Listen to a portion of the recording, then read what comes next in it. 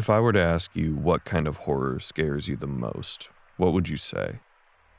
Now, if you were to ask me, I'd say Japanese horror. Shocking, I know, considering the films I cover. But while I do love Japanese horror, it's something I grew up with. I honestly don't have that same love for a lot of the newer Japanese horror. Or to be fair, most newer horror in general. There's something about newer horror that I feel is too polished, and I think most of the internet would agree with me on that. Look at the popularity of things like analog horror. Hundreds of series are made for YouTube and are seen by millions of people. Even look at the aesthetics of some of the horror channels, mine included. There's something about horror that I feel like shouldn't be clean. And on top of all of that, my favorite part about talking about horror films is finding something that fits that aesthetic while also being something that you guys hopefully haven't seen before. And when all of that comes together, this is Rainbot, one of the longest running horror-focused channels that I personally watch. Her focus recently has been on some fascinating Japanese horror mockumentaries. More specifically, she covered the until recently obscure little series titled Fake Documentary Q. It's a series about, well,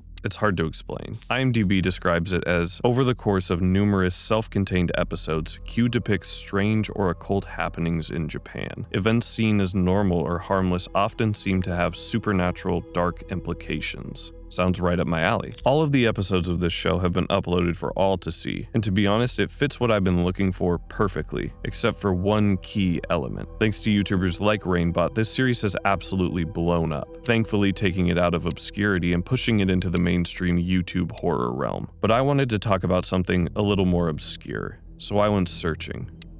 This is Tokyo Videos of Horror, or Yamidoga for my Japanese viewers, a series of anthology mockumentaries, a series I guarantee none of you have ever heard of, let alone seen. But that's all going to change. Today we're going to be specifically discussing Volume 4 and its 4 separate stories that each become more and more terrifying. So strap in, I'm Nightmare Movies, and let's get started with our first video of horror. Our first video follows Yoshiro Kato, a sales representative for an office supply company, and he's being interviewed about his colleague, Sagawa. For what purpose, though? Well, it's a bizarre story. After a night of drinking, they decided to head back to what Kato says is Sagawa's second-hand apartment. Kato takes his phone out and starts filming as they ride the elevator up to room 801, an apartment that Kato explains Sagawa bought in advance to live in after him and his girlfriend get married. This is kind of an important note, and you'll see why. Anyways, they enter the apartment and everything seems pretty normal. Not fully furnished or decorated, but a great start for sure. Kato explores around the apartment until he ends up in the kitchen, where he finds a note on their dining room table. It reads, "I love you forever," and it's written by someone whose name is Yuki, presumably Sagawa's girlfriend. A sweet letter to leave your future husband. Only it wasn't left by Sagawa's girlfriend. In fact, he doesn't know who wrote this letter. His girlfriend's name isn't Yuki. It's Yoko. And while this does seem a little odd, the two men just brush it off as some sort of prank that Yoko is pulling and continue their tour. In the bedroom, all that's inside is a bed. The closet and the bedside table space is completely unfilled. The perfect place for toys and rubbers, Kato jokes. They head out onto the balcony to check out the incredible view from this top-floor apartment. And after admiring the view, that only leaves one destination left on their tour. The bathroom. Kato goes to check it out. Nothing really special. That is, until he opens the door to the bathtub.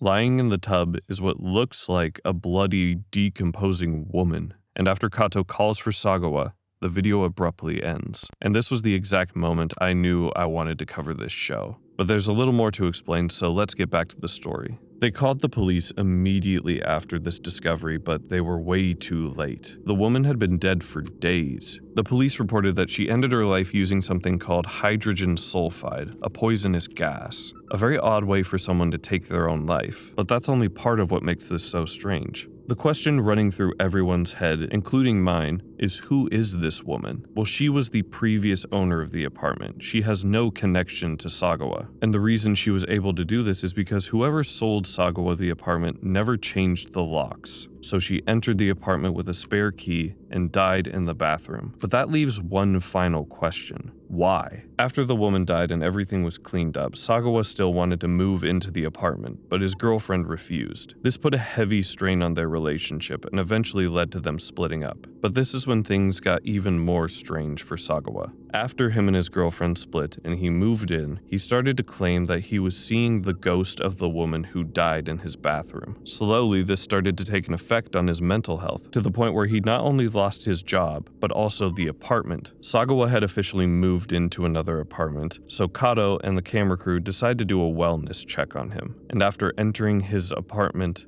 this is what they find.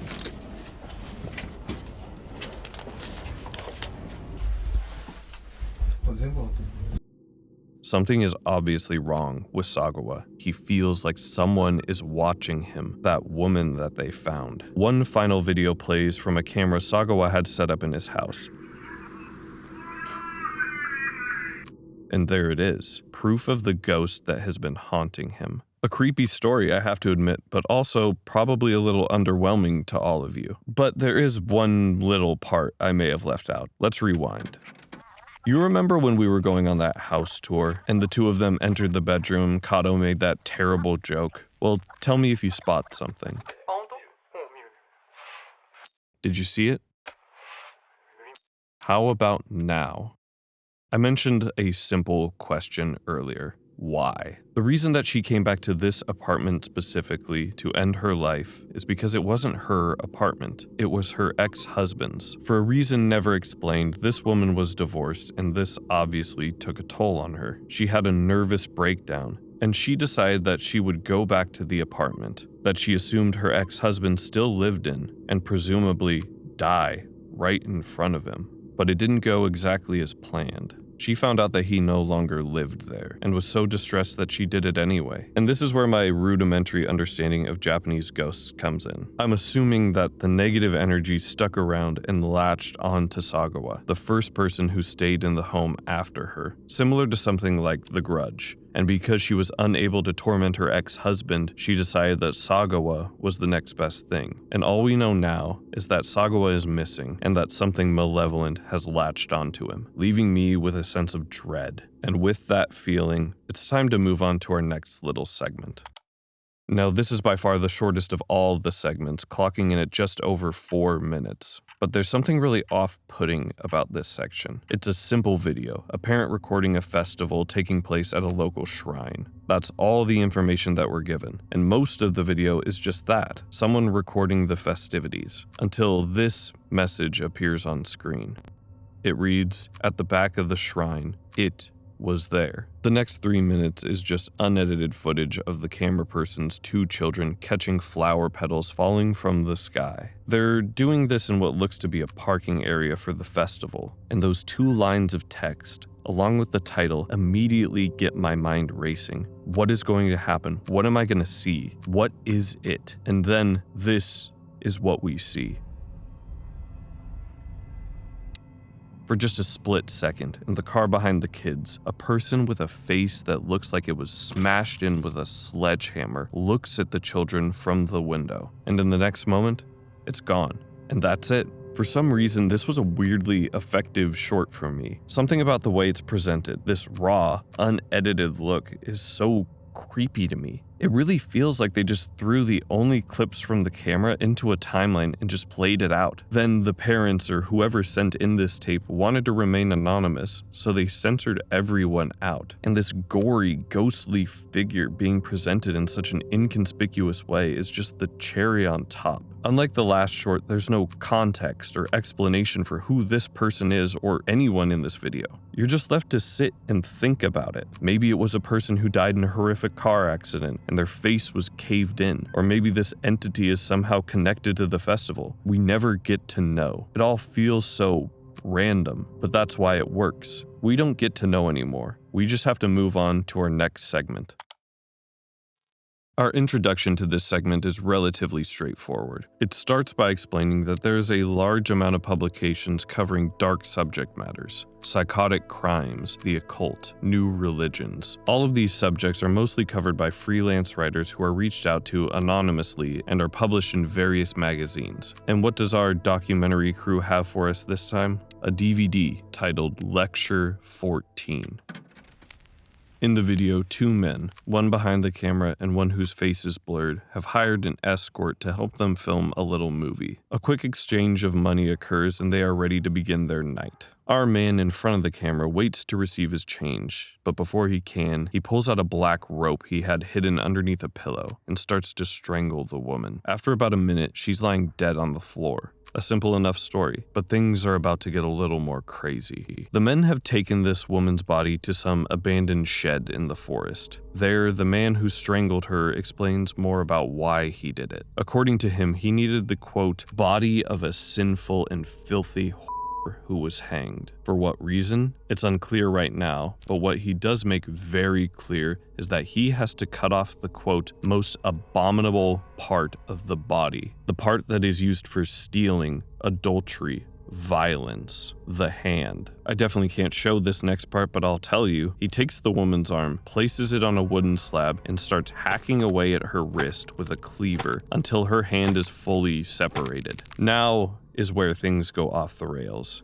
We skip some time ahead and see that the men have drawn a large pentagram out in the middle of nowhere. The hand has now been drained of blood and dried out, and the men use it as a candle holder. And the purpose of all of this? Well, according to the man on camera, it's to reach Yahweh. But there's one final step in that process. He needs the blood of a sinful man. He charges the cameraman, kills him, and lays him in the center of the pentagram. He starts chanting some incantation, and as he does, a blinding light appears in the center of the spell circle, and it seems that the spell has worked, just not in the way the man expected. He starts screaming, and as he does, the camera glitches, and the last few images reveal a demonic creature before the video abruptly ends.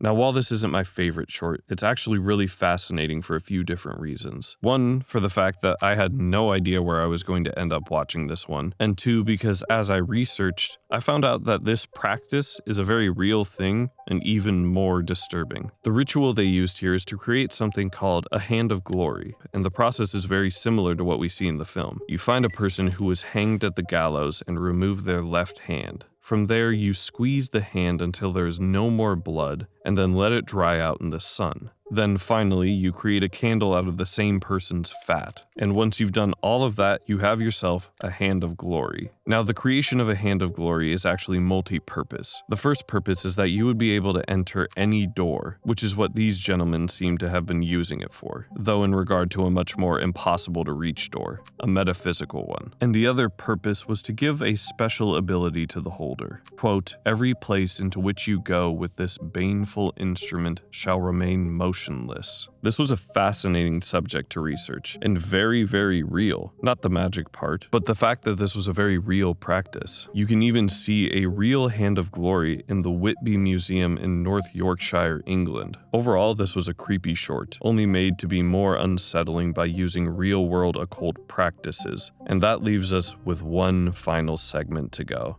and maybe the most terrifying. This segment starts off with a deceivingly simple premise. This woman, Kaori, and her younger sister, Mariko, moved to Tokyo for work. The two of them lived separately, and almost immediately after moving, Mariko started writing letters to her sister telling her that she was being haunted by a ghost. As time went on, it was the only thing she could talk about. The only issue was that no one believed Mariko. No one saw or heard anything. She felt isolated and started spiraling. And this is when she met a mysterious young man on the internet, a psychic. The man moved in with her, and according to Kaori, things started going back to normal for Mariko. But here's the problem. Psychics have this frankly evil pattern of financially abusing vulnerable people. And when Kaori went to visit her sister, Mariko didn't even let her in the building. So we can put two and two together. This is extremely disturbing behavior for anyone to witness. But to make it worse, both of these girls' parents had passed away 4 years ago. In Kaori's own words, they have no relatives there, no one to depend on, so she needed to do something to save her sister. Her next step was hiring a detective agency to stake out her sister's apartment and try and get more information about this mysterious psychic. We watch footage from some of the agents as they sit outside the apartment, waiting for any sort of activity. After a few days had passed, Mariko and the psychic finally exit and make their way to a grocery store. Upon arriving back at the apartment, Mariko suddenly collapses onto the ground. Something is wrong with her, and as the psychic consoles her, he looks up and notices that he's being filmed. We watch the two swiftly re-enter the apartment, and then we switch back to our interview. No one seems to know who this mysterious man is. Even the agency she hired, after all their research into psychics, has come up empty-handed, leaving only one option left in Kaori's head: direct confrontation. She equips herself with a hidden camera, recommended by the detective agency, and knocks on Mariko's door. Mariko answers but refuses to open the door for her sister. But after some threats of disturbing the peace, Mariko folds and opens the door. As she does, she throws salt onto her sister, an attempt to cleanse her for some unknown reason. Once she's finished, Mariko allows her sister to enter and continue their conversation. But there's one person missing from it. Kaori doesn't want to just talk to her sister. She wants this issue resolved, and she wants to speak to the psychic. And after some more what I'll call persuasion, Mariko and the psychic sit down with Kaori to negotiate.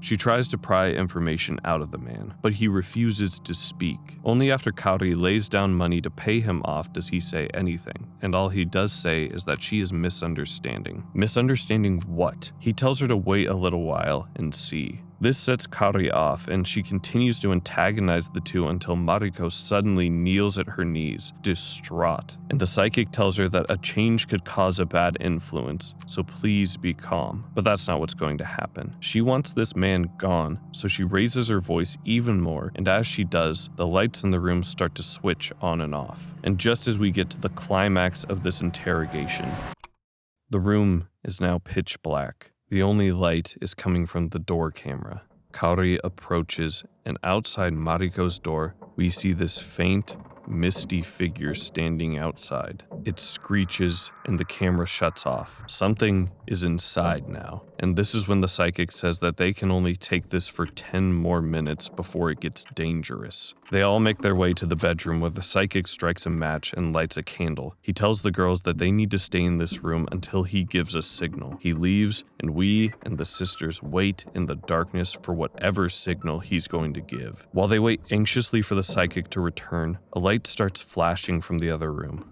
No noise, just quick flashes of light. A few moments goes by, and the voice of a man can be heard calling out to the girls to come out. It's calm, almost comforting. Then another voice joins in the beckoning, a woman. The light continues to flash, and as it does, this silhouette of two people appear and disappear. They continue to call out to the girls, and Mariko recognizes the voices. She whispers to them, "Dad, Mom." With the appearance of their long-gone family, Kaori falls unconscious for we don't even know how long. But when she regains consciousness, it seems that she is the last one left in the apartment. Neither Mariko nor the psychic are answering her, so her only option is to try and get out. She picks up the candle and heads towards the door to the living room, but all she's met with is the void filling the room. The only thing we're able to discern is Kaori's arm holding the candle. The darkness feels like it extends infinitely. No matter which way she walks, it feels like this room is just endless. That is, until she finds this. Her candle goes out, the light turns on. Discovering both the psychic and Mariko's bodies, Kaori finds her phone and dials the police, but they're not going to be of any use. She turns around and finds that her sister's body has vanished. Not only hers though, the psychic's as well. And in his place is a paper cutout of a woman. Mariko, to this day, is missing, and you would assume that's the end of the story. But we have one final piece to this puzzle. Kaori hands the interviewer the paper cutout that she found in place of the psychic. The interviewer explains that dolls like this originate from cursed magic used in the Heian era. They're used as a scapegoat for evil spirits to attach themselves to. But if you're wondering how this doll is relevant to our story, well, it's kinda tragic. The final interview with Kaori is over the phone. She went back to her sister's apartment after that event and found a photo book filled with pictures of Mariko. But not just with her. It wasn't the psychic trying to protect Mariko. It was the spirits of her mom and dad trying to save her from being taken by this man who has been watching her whole life. And it looks like they unfortunately failed in protecting their daughter. Mariko is gone. Her parents have supposedly latched onto the scapegoat, and that is Tokyo Videos of Horror Volume 4. I said earlier that something I love about this channel is finding obscure horror films to talk to you all about. And that is exactly what this is. Tokyo Videos of Horror is the perfect series for someone who loves found footage, or analog horror, or Japanese horror, and especially for someone who loves the work of Koji Shiraishi. It's funny, I originally posted a challenge to my viewers to see if they could guess what this was from, and Koji's name was actually mentioned. I love this film's aesthetic and its commitment to it. From the goofy introduction to the censoring they have to do, this little film feels so authentic and grounded even with such a low budget. The stories are also simple but different enough from each other to be engaging, and that's part of what makes the horror so effective. Shooting on crappy phones from 2012 or hidden cameras with their crushed audio and grainy digital footage, giving that feeling of the unknown without actually having to obscure anything visually. This is what I love in horror. I also love how it really goes there with the shocking visuals. In that very first short, I was genuinely shocked to see that woman lying in the bathtub. Same with the next short, seeing this ghost with a grotesque sunken face, or seeing that woman's hand being cut off. This movie doesn't hide its horror, it shoves it right in your face. But to be honest, that can sometimes not work out the best. I only have two real criticisms of this series. One is that some of the CG effects can come off a little cheesy, but I won't bash it too much considering it was 2012. And my second criticism, they often do replays of sections to really emphasize the horror and make sure you didn't miss it. In my mind, it's much more effective to just let the audience go back and find it themselves. These are all just minor criticisms that I have, but overall, I loved watching this film. If you love found footage, analog horror, and crazy Japanese films, I really want you to give this series a chance. I think it deserves just as much love as things like Fake Documentary Q and the bonkers found footage films of Koji Shiraishi. And with all that being said, thanks for watching. Don't forget to subscribe, and I'm Nightmare Movies, and I'll see you all next time.